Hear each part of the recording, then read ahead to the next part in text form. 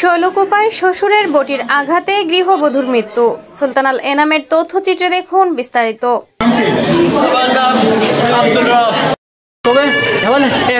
পাগল সে পাগল।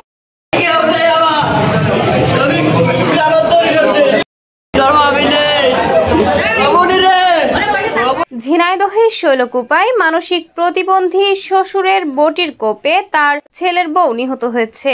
রোববার ভোর রাতে উপজেলার পাইকপাড়া গ্রামে ঘটনা ঘটে। নিহত লিমা খাতুন ওই গ্রামের আব্দুর রৌফের স্ত্রী। স্থানীয়রা জানায়, ভোর রাতে লিমা খাতুন ফজরের নামাজ পড়ার জন্য অজু করতে ঘর থেকে বের হয়। সে সময় শ্বশুর মুকুল শেখ ধারালো বটি দিয়ে তাকে আঘাত করে।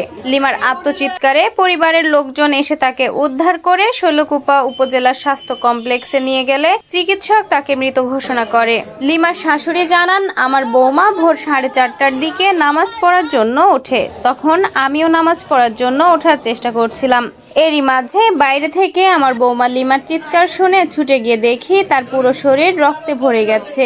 সাথে সাথে তাকে উদ্ধার করে শৈলকুপা হাসপাতালে নিয়ে যাই। আমার বৌমার ছোট ছোট 2টা ছেলে রয়েছে। আমার স্বামী পাগল, তার বটির আঘাতেই প্রাণ গেছে বৌমার। শ্বশুর মুকুল শেখ মানসিক প্রতিবন্ধী বলে জানিয়েছেন তার স্বজন ও এলাকাবাসী।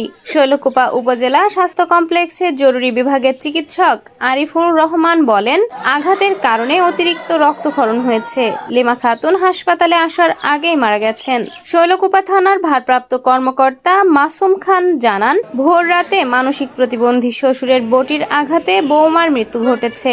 ঘটনাস্থলে পুলিশ পাঠানো হয়েছে। পরবর্তীতে আইন অনুযায়ী ব্যবস্থা গ্রহণ করা হবে।